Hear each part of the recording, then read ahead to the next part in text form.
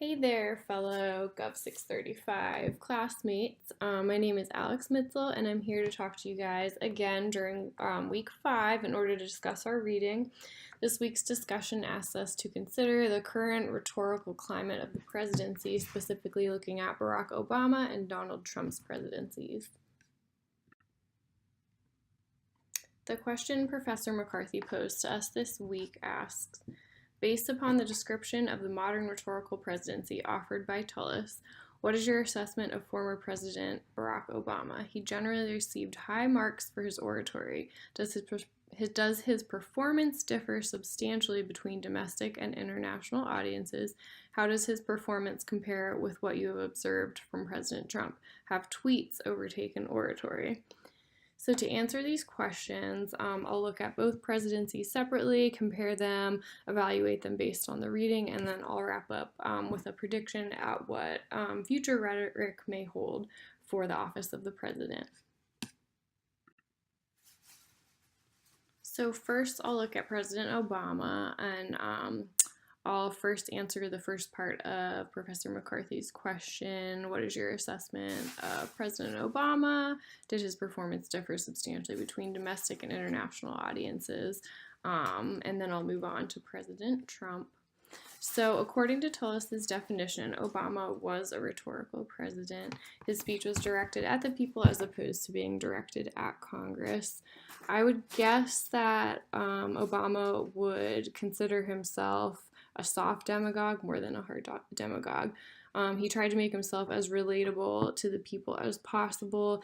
He would always talk about how he grew up coming from poverty, from a broken home in Chicago, and that's in stark contrast to being a born and bred politician. However, I would say realistically, by the end of Obama's presidency, I would say he was more similar to a hard demagogue, just considering the divisiveness of the nation at that point.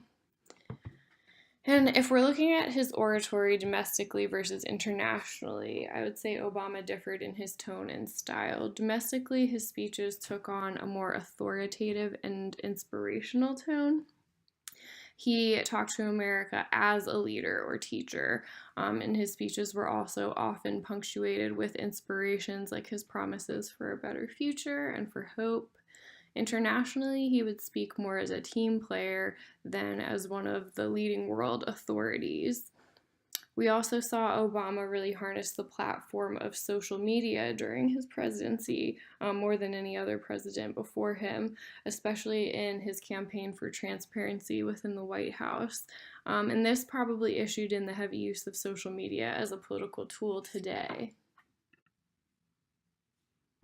To answer the second half of Professor McCarthy's discussion question, I'll look at President Trump.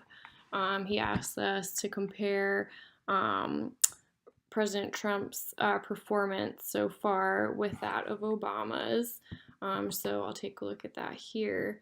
So Trump is also a rhetorical president by Tullis' definition. He also directs his speech at the people.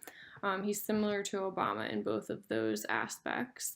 I would probably characterize Trump as a hard demagogue more than a soft one. Despite the intentions behind his words or actions, he seems to be more divisive than he is in creating a collective between the people right now. I would also say that his speaking style so far has differed in the national and foreign arenas. In his oratory at home, he often makes emotional appeals and always sides passionately with Republican interests. He is pretty quick to attack anyone that disagrees with him and is just as quick to defend himself when he's threatened. He also seems to flip-flop a lot. You even saw this recently when he was speaking in passionate support of Judge Kavanaugh. And then recently, after the hearing, he said maybe we'll, reconsider his appointment. So that's an example of the most recent flip-flop I think that he's made. Internationally, so far, his style has been aggressive and always promoting American interests, and that applies to policy as opposed to rhetoric. Even while He has opened up conversations with North Korea. He's aggressively maintained America's status and interests. And he presents himself on the international stage much like a businessman. Um, and like Obama, Trump also uses social media. Unlike Obama, however, Trump seems to use it probably a little too freely. He's pretty quick to tweet in what seems like a non strategic manner, which is very dissimilar to Obama's carefully targeted and planned words and actions. Finally, I'll discuss the last part of this week's question. I'll look at the role that I believe Twitter and social media will play in future presidencies. I definitely think that Twitter will play a larger role in the future. Recently, even the DOJ declared that Trump's tweets are official presidential statements. Therefore, the future presidents will have Twitter and presumably other social media platforms by then that they'll need to strategize rhetorically with. Speechwriters then for the president will have informal social media roles in addition to their formal address writing that they have now, probably equally, if not more, in the informal social media setting. As social media is growing, the importance of the rhetoric there is going to grow too.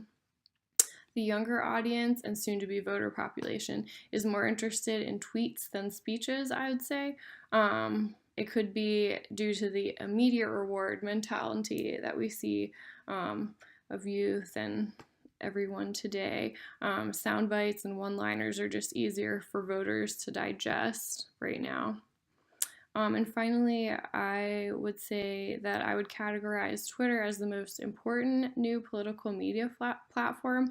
If not for Twitter's use in the political arena, I would guess that it might even be going out of style at this point, the way we saw MySpace disappear when Facebook came to be, and the way Facebook is wavering in its popularity as Instagram grows in popularity. So Twitter has the potential to become the political forum for future presidencies, I would think, but that's just my theory right now. So that's all I have for this week's discussion. Thank you for your time, and I look forward to hearing what you all have to say in your presentations and in reaction to mine. I look forward to discussing with you again in week 8. Thanks.